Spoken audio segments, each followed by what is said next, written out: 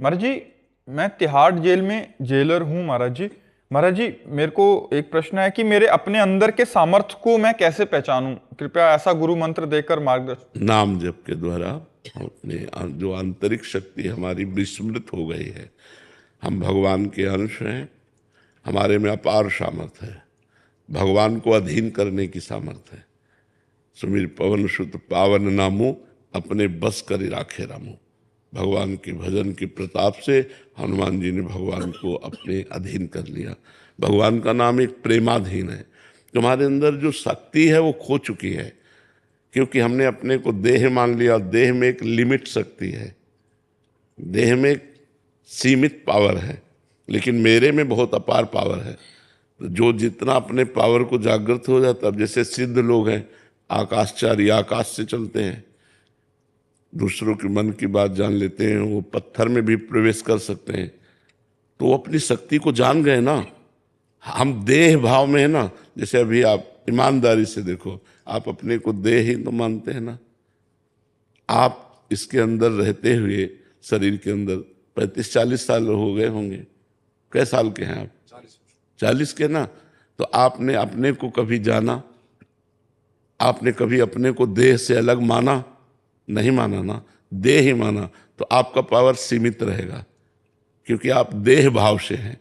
जब भगवत भाव से होंगे तो असीम सामर्थ्य जागृत हो जाएगी। उसी के लिए नाम जप करो। गंदे आहार का त्याग, मतलब जो अभक्ष पदार्थ हैं वो नहीं पाने चाहिए।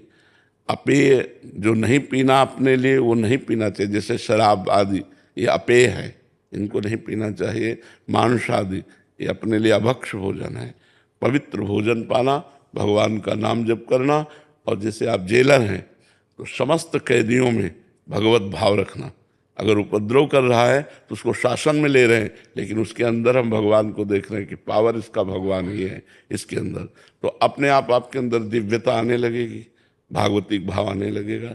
जो सेवा दी गई उसमें भगवत भाव निषेध नहीं। जैसे आप मान जेलर है, आप कोई कैदी उपद्रव कर रहा है तो आपको शासन में लेना है, तो भगवत भाव रखते हुए उसको हम शासन में लेंगे। जैसे भीष्म जी भगवान के भक्त हैं, पर विपक्ष में भगवान खड़े हैं ना, पांडवों के पक्ष में। तो अर्जुन को भी बाण मारते हैं, भगवान को भी बाण मारते हैं, क्योंकि आपने इस समय युद्ध क्षेत्र में हमें कर्तव्य दिया है कि हमसे युद्ध करो, तो हम बराबर आपसे युद्ध करेंगे। ऐसे ही आपने हमें जेल का अधिकारी बनाया, जेल का कोई पद तो मिला ही होगा, तो हमें अगर जरूरत पड़ेगी तो दंड देंगे, लेकिन सब में भगवान है ये हम भावना करेंगे और नाम जप करेंगे। तो इससे आपकी दिव्यता जागृत हो जाएगी, लोक पर लोक सब आनंद में हो जाएगा। तो नाम जप कीजिए, गंदे भोजन का त्याग, गंदी पेय पदार्थों का त्याग, और सब में भगवत भावना करते तो आप में दिव्य भाव आ जाएगा। वो दिव्य भाव ही आपको भगवान से जोड़ देगा, भगवान से मिला देगा।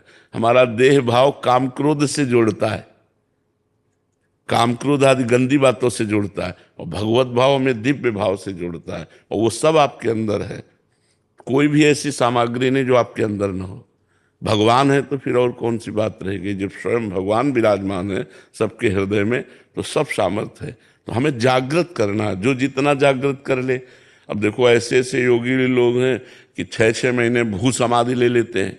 गड्ढा खुदवाया, उसके अंदर हो गए, ऊपर से पैक हो गए, 6 महीने उसी में है, और फिर इसके बाद जीवित निकलते हैं। तो उन्होंने अपनी शक्ति को जागृत किया कि 6 महीने प्राणवायु को रोक करके भगवान की आराधना। तो जागृत की ना शक्ति, जो जितनी जागृत कर ले। तो ऐसे तो सारी चीज़ें मेरे हिसाब से मैं बेहतर कर रहा हूँ, फिर भी मुझे लगता है कि मेरे अंदर पोटेंशियल और है।